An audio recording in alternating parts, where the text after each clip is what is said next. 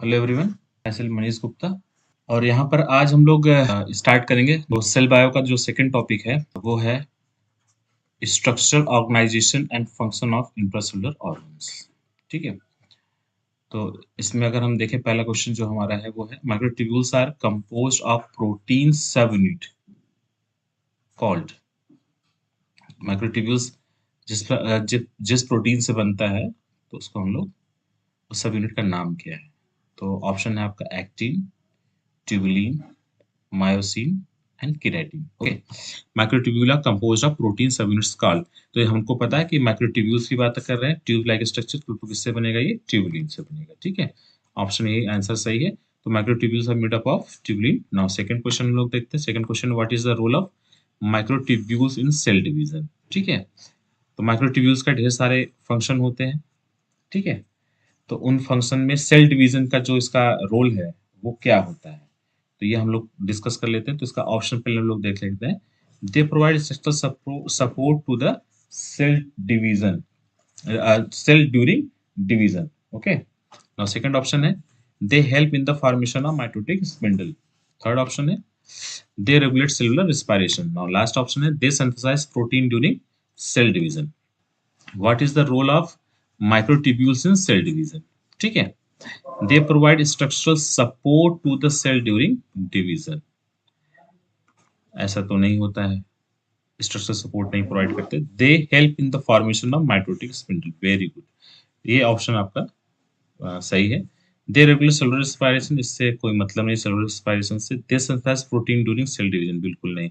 Cell protein synthesis का काम हमेशा कौन करता है? राइबोसोम करता है। ओके, तो इस तरह से हमारा ऑप्शन क्या होगा? Second is the correct answer. और एक्सप्लेनेशन में अगर हम देखें तो microtubules are essential for the formation of mitotic spindle which separate chromosome during cell division.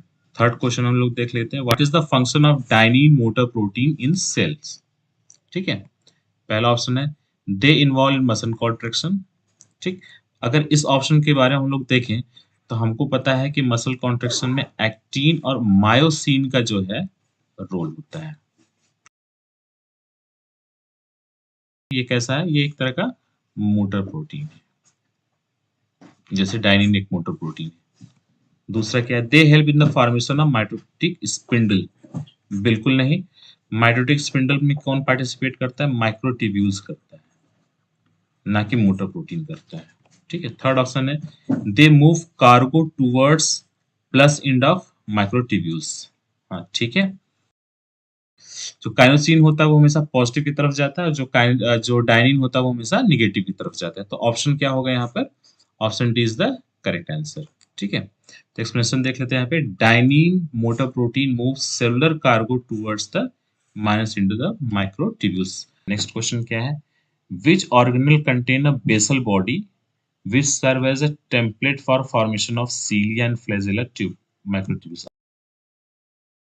Basal body होता है, इसका अरेंजमेंट 9+0 होता है और ये क्या करता है? सर्व करता है सीलिया और फ्लैजेला के फॉर्मेशन में, एज अ टेम्पलेट यूज करता है। तो ऑप्शन पहला है गोल्जी अपरेटस, बिल्कुल भी नहीं। एंडोप्लाज्मिक रेटिकुलम नहीं, न्यूक्लियस नहीं, सेंट्रियोल यस। इसका आंसर क्या होगा? सेंट्रियोल। तो ऑप्शन देख लेते हैं, एक्सप्लेनेशन देख लेते हैं। The centriole contain basal body which act as a template for the formation of cilia and flagella microtubules। Okay, now next question हम लोग देखते हैं। what is the function of microtubules in the movement of cilia and flagella? तो option देख लेते हैं। पहला, they provide structural support to cilia and flagella। okay, they generate the ATP required for cilia and flagella movement। they form the core of cilia and flagella along their bending। they attach cilia and flagella to the cell membrane। the third option क्या है? वो सही है। they form core of the cilia and flagella along their bending। ठीक है, तो अगर explanation देखें तो यहाँ पे क्या कह रहा है कि microtubules form core of cilia and flagella. ठीक है, providing the framework for their bending and movement. And cilia and flagella contain microtubules based structure called exonemes। ये इंपॉर्टेंट है, ये याद रखना है कि जो माइक्रोट्यूब्यूल सीला फेजिला का जो होता है स्ट्रक्चर उसको हम लोग क्या बोलते हैं, एक्सोनिम्स करते हैं, जो बेंड और मूव कर सकता है। 6 क्वेश्चन है हमारा यहाँ पे, which cytoskeleton filament is involve in the cell motility and division?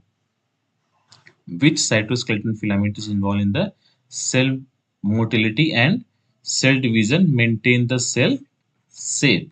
तो अगर हम ऑप्शन देखें इसमें है इंटरमीडिएट फिलामेंट, दूसरा माइक्रोट्यूब्यूल्स, तीसरा माइक्रोफिलामेंट, लास्ट एंड डाइनिन। तो ऑप्शन क्या होगा? ऑप्शन हमारा सी, माइक्रोफिलामेंट। यानी एक्टिन जो होता है, it is a very important for the maintenance of cell shape. और हम लोग एक्सप्लेनेशन देखते हैं कि microfilament known as the actin filament play an essential role in the cell motility, cell division and maintaining in the cell shape. Cell motility, cell division और maintaining the cell shape में किसका role होता है? Actin filament का। तो next question हम लोग देखते हैं, sarcomere is the structural unit found within. अब सैक्रोमियर हम लोग सबको पता है कि किसका पार्ट होता है, ये मसल्स सेल्स का पार्ट होता है, ठीक है। और सैक्रोमियर दो चीजों से मिलकर बना होता है, इसमें एक्टिन और प्लस मायोसिन होता है, ठीक है। ऑप्शन देख लेते हैं हम लोग।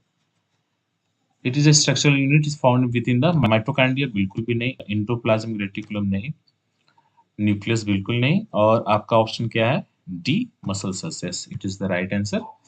The sarcomere is the repeating unit of the muscle cell responsible for the muscle contraction. Okay. Sarcomere, the basic contractile unit in the muscle fiber, consists of two key protein filament, actin and myosin, which drive muscle contraction. ठीक है। यहाँ पे अगर हम बात करें कि जैसे मैंने बताया था, मोटर प्रोटीन है, मायोसिन है, तो हर एक्शन में जब भी रिलैक्सेशन होगा या कॉन्ट्रैक्शन होगा, तो जनरली रिलैक्सेशन के लिए क्या पड़ता है हमको जरूरत? एटीपी की जरूरत पड़ती है। तो हमेशा याद रखना एक चीज कि जब भी मसल रिलैक्सेशन होगा तो वहां पे किसकी जरूरत पड़ती है? एटीपी की पड़ती है, ठीक है ना। नेक्स्ट क्वेश्चन है, which motor protein involve in the muscle contraction? अभी हम लोग देख लिए, 3 मोटर प्रोटीन के बारे में हम लोग को पढ़ना है। और अगला क्या है? मायोसिन। इसका तो साफ आंसर है, एक वन लाइन में। तो myosin is the correct answer. काइनेसिन, actin और डाइनिन, तो myosin is the correct answer. Now next question है, which of the following cytoskeleton element has purely a structural function within the cell? तो सिर्फ और सिर्फ जो है स्ट्रक्चरल जो होता है फंक्शन, वो कौन शो करता है? तो अभी हम लोगों ने जैसे पढ़ा है, 3 तरीके का क्या होता है हमारे पास, आपका साइटोस्केलेटन, ठीक है। माइक्रोट्यूब्यूल, माइक्रोट्यूब्यूल, माइक्रोफिलामेंट, माइक्रोफिलामेंट और तीसरा इंटरमीडिएट फिलामेंट। तो जो माइक्रोट्यूब्यूल और माइक्रो फिलामेंट है, तो ये दोनों तो कुछ ना कुछ फंक्शन इंटरनल करते हैं, सेल के अंदर करते हैं। लेकिन जो स्ट्रक्चर है, इंटरमीडिएट फिलामेंट क्या करता है? इंटरमीडिएट फिलामेंट जैसे हमारा जो है सेल है, तो सेल के जो बाहर का जो पार्ट होता है, मतलब जो ईसीएम के साथ एक्स्ट्रा सेलुलर मैट्रिक्स के साथ जो इंटीग्रेट होता है, वो कौन सा होता है हमारा? वो होता है हमारा इंटरमीडिएट फिलामेंट। तो यहाँ पर जो ऑप्शन आना चाहिए, मतलब अभी ऑप्शन देख लेते हैं, माइक्रोट्यूब्यूल्स है, माइक्रोफिलामेंट है, इंटरमीडिएट फिलामेंट है और काइनेसिन है। तो intermediate filament is the right answer, जहां पर हम लोग देखते हैं कि ये प्योरली स्ट्रक्चरल फंक्शन शो करता है, ठीक है। तो अगर हम किरेट इसकी अगर हम बात करें इंटरमीडिएट फिलामेंट की, तो alpha keratin, okay, alpha keratin क्या होता है? पार्टिसिपेट करता है हेयर एंड नेल फॉर्मेशन में, ठीक है। इसी तरीके से अगर हम देखें, नेस्टीन एक होता है इंटरमीडिएट फिलामेंट, कौन सा होता है? नेस्टीन, ठीक है। नेस्टीन किस में पार्टिसिपेट करता है? आपका न्यूरो इपिथेलियल सेल्स के फॉर्मेशन में करता है पार्टिसिपेट। इसी तरीके से अगर हम देखें तो बेमेंटीन एक और ऑप्शन है आपका, बेमेंटीन, ठीक है। और ये पार्टिसिपेट करता है आपका मेसेंकाइमल सेल्स के लिए, मेसेंकाइमल सेल के लिए फॉर्मेशन के लिए पार्टिसिपेट करता है। ठीक है। इसी तरीके से अगर हम देखें, केराटिन तो हेयर एंड नेल में, केराटिन इसके अलावा एपिथेलियल सेल्स में भी पार्टिसिपेट करता है। ठीक है। तो अगर हम बात करें कि इंटरमीडिएट फिलामेंट का बेसिकली जो है फंक्शन क्या है, तो ये एज अ एक्ट करता है स्कैफोल्ड, स्कैफोल्ड प्रोटीन, जैसे हम लोगों ने पढ़ा है ना स्कैफोल्ड प्रोटीन, स्कैफोल्ड प्रोटीन्स की तरह काम करते हैं।